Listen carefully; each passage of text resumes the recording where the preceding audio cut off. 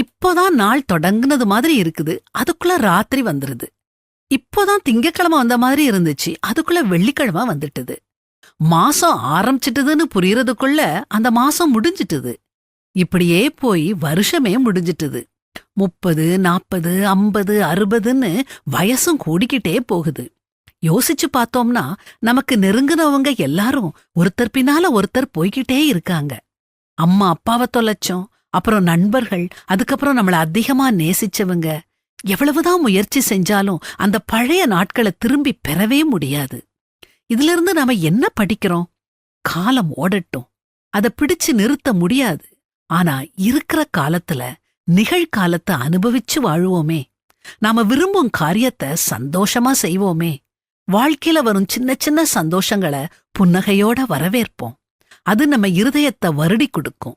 சின்ன சின்ன உடல் உபாதைகளை அலட்சியம் பண்ண படிச்சுக்கிடுவோம். இருக்கிற நாட்களை அனுபவிச்சு சந்தோஷமா வாழுவோம். நான் என்ன சொல்ல வர்றேன்னா, அப்புறம் பண்ணலாம் அப்படிங்கறதே நம்ம வாழ்க்கையில இருந்து அகன்று போகட்டும். நான் அதை அப்புறம் பண்றேன், நாம அதை பற்றி அப்புறமா பேசலாம், நான் அதை பற்றி அப்புறம் யோசிக்கிறேன், இப்படி சொல்லி காலதாமதம் பண்றதே நமக்கு வழக்கமா போயிட்டுது. அந்த பழக்கத்தை மாற்றுவோம். அப்புறம் அப்படிங்கிற காலம் நம்ம கையில இல்ல. அப்புறம்னு சொன்னோம்னா காஃபி குளிந்து போயிடும். அப்புறம்னு சொல்லும் காலத்துல நம்ம ஆசை அபிலாஷைகள் மாறிடும். ஆரோக்கியம் கெட்டுரும். பகல் இரவாயிரும். வாழ்க்கை சட்டுன்னு முடிஞ்சிரும். இன்றைக்கே இப்பவே உற்சாகமா எழும்புவோம். கடவுளுடைய கட்டளைகளுக்கு கீழ்ப்படிவோம். அவருடைய நேசத்தை தியாகத்தை மற்றவங்களுக்கு எடுத்து சொல்வோம்.